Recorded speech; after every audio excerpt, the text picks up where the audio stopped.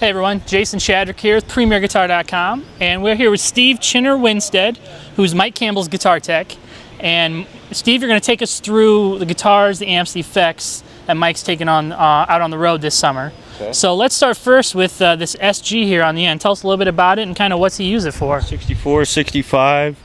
He's had it for years and years and years, but he's just fell in love with it for this tour. It's, just Angus Young, Malcolm, whatever. It's just solid as a rock, and plays it pretty much in the set. Love is a long road and on through in the set. So. And what gauge strings does he use on his guitars mostly? 10 through 52, the light top, heavy bottom. The XL 140s, I believe. D'Addario? Yeah, D'Addario. Everything's D'Addario here. This is a 6186 Clipper, tuned open G. This is a guitar for I Won't Back Down, Gretsch.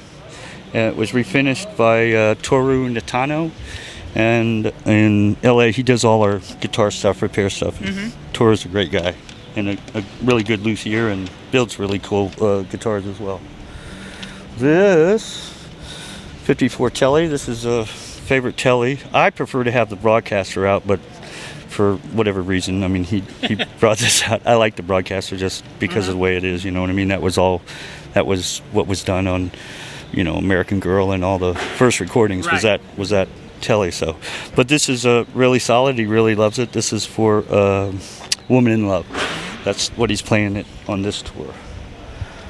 This one, 59 B-Bender. It's tuned for American Girl. It's another thing about Mike. If you clean the necks, you get fired, especially on a maple. He likes that. I don't know if you noticed, but you probably saw in the amps, the Deluxe and the Princeton, there's holes in there. Yeah. We did a show in Santa Cruz, I think, and pushed the drum riser out, and the stagehands there just pushed the whole amp line over. Microphones went through the speaker. I talked to Mike half hour before the show and said, I got amps and, I got the spares up. Do you want to, replace the grill cloth and stuff like that? And Mike said, no, I like it better like that anyway. That's Mike. This Rickenbacker 370, 360, I don't know, Maple Glow, 60, I don't know, 5 or 6.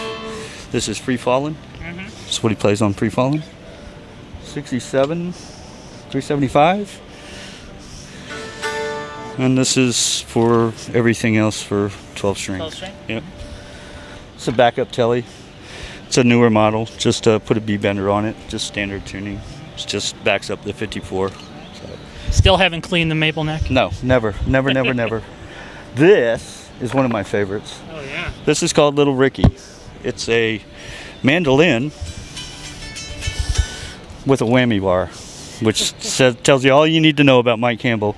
Dive bombs. Yeah, the thing about it was he was on vacation in Hawaii in really late 80s, early 90s, and just happened to walk into a shop and this was hanging there. And if that's not the one person in the world that can appreciate what this is and how to use it, it's Mike Campbell, right? A Rickenbacker mandolin with a whammy bar.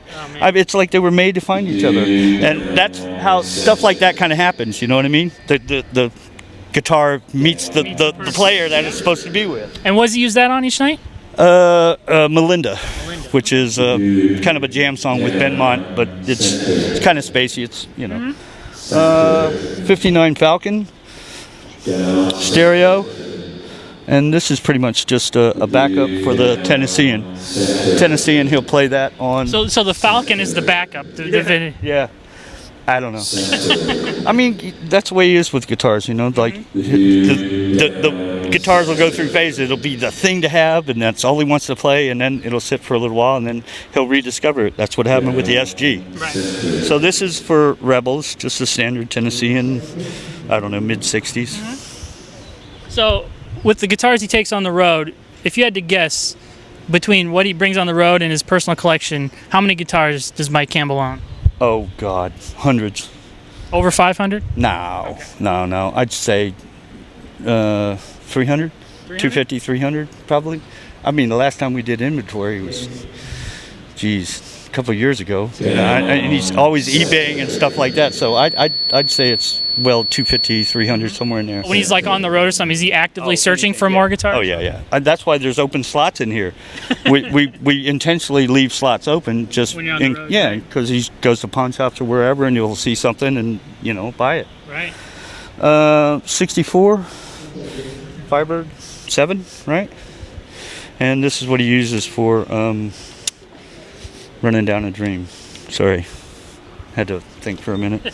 Wireless, we use the Line 6 wirelesses because of the cable emulator. You can set the cable length, and they've been around with us for 4 or 5 years. It's how do you that knob, the cable emulator knob? How do you set that, with a lot or a little? Or no, he does it. You just A/B with the cable and say that's the one that sounds closest to cable. Keep that one, whatever the setting is. Oh, okay. We do that in rehearsals, and then it never changes.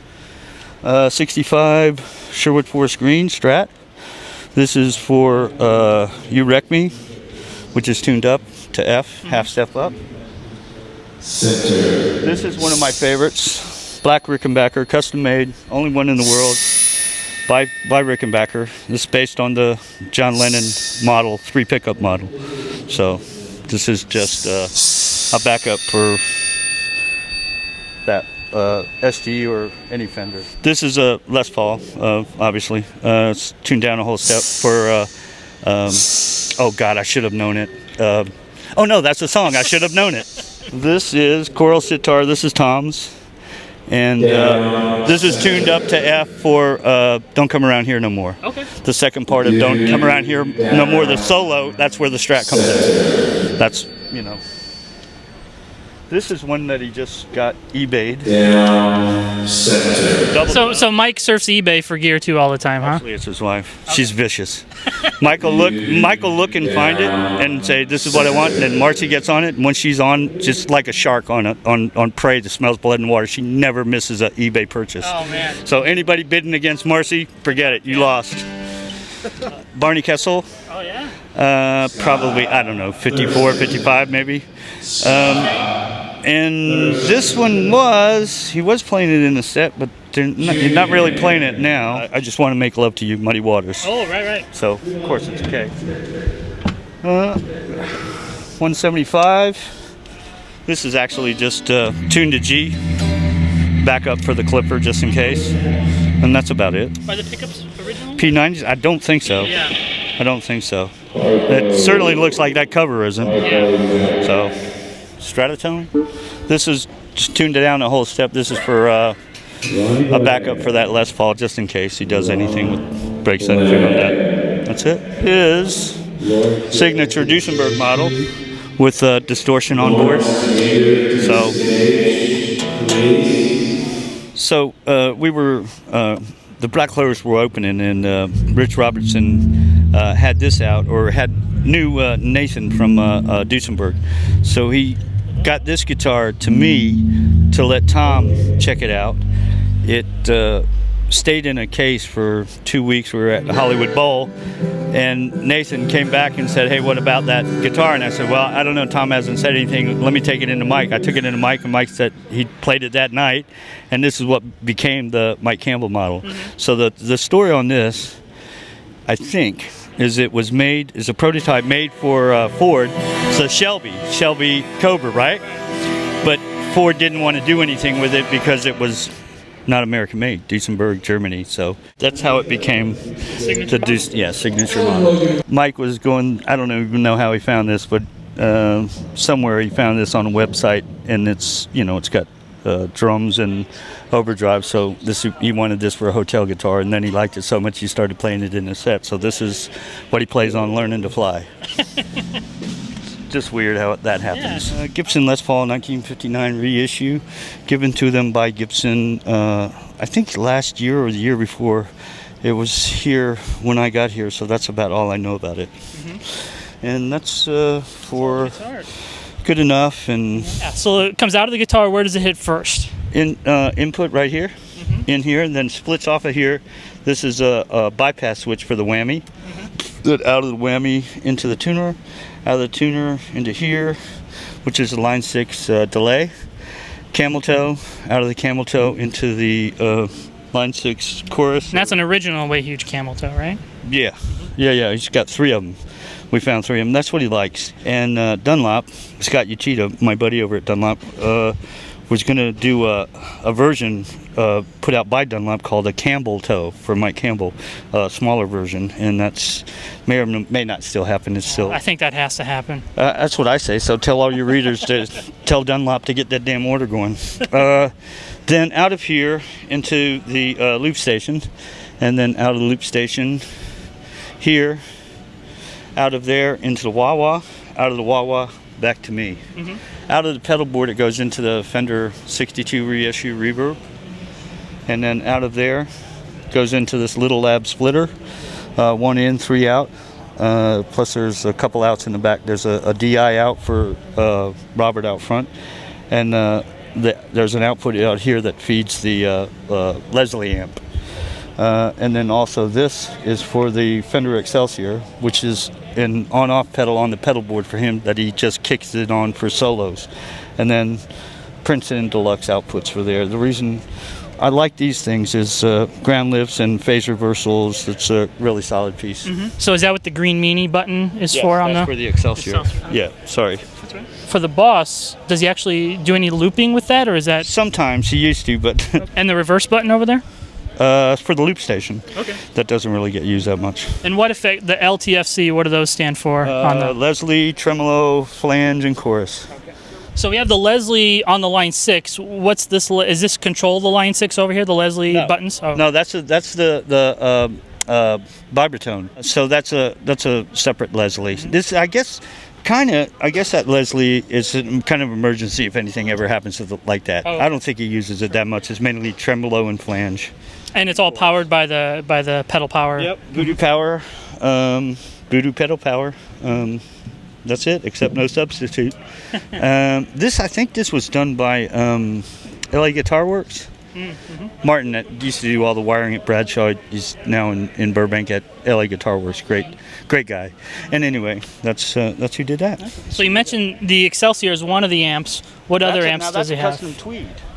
That Excelsior, because they have like the green one and other one, but Nate White at Fender. When these came out, Mike did something with Danny Harrison at A&M, and that green Fender amp was there. He asked about getting it, and Mike Schultz got us a green one, and then we brought it into rehearsals. Mike liked it, and then Scott and Tom, one of the two, said something about a tweed. I mentioned it to Nate, and that became the custom tweed model that Mike's playing, which may possibly become a Heartbreaker model depending on how things work out. Right. So there's a cigarette butt on the top of that tweed model that Nate had put there in my honor because I smoke. But anyway, or not my honor, I don't know, whatever. So it's a really cool tweed looking amp. It doesn't look. We also have a Princeton sitting over there? Princeton and a Deluxe. Princeton's probably, 63, 64. Deluxe is 54, 55. Yeah. And then so it's the kind of the basic formula is cool old guitars, couple pedals in front, and low watt amps, and just let the same thing it's been for the past 50 years or 30 years with these guys. They go through stuff, but the bottom line is about tone. Nothing matters other than tone. So that's where guitars, amps, and it's all about what the sound. That's a good mantra. I mean, words to live by. Yeah. They're here, 40 years later, you know what I mean? And a lot of bands are like that, whereas, get some bands, no offense, today, 5 years ago you heard of a band, you never hear of them again because there was more focus on what they looked like instead of how the songs were crafted and what things actually sound like. That's just my opinion. There's a reason why it's classic, because it lasts so long. Excellent. Jim Dunlop, custom made, based on Fender mediums. Bugs orders those through Scott Uchida at Dunlop. Cables, Canary, just single conductor shield. Neutrik silent plugs. A lot of people use the Switchcraft with the little button on it. Yeah. But in some acoustics or depending on where the thread is on the jack, the button can slip off and mute it when you don't want it to, So I like these Neutrik ones. They seem to work better for me. Figures, Germans. Anyway. All right, Chinner, thank you so much for taking the time to talk to us. Anytime. This is Jason Shadrick with PremierGuitar.com.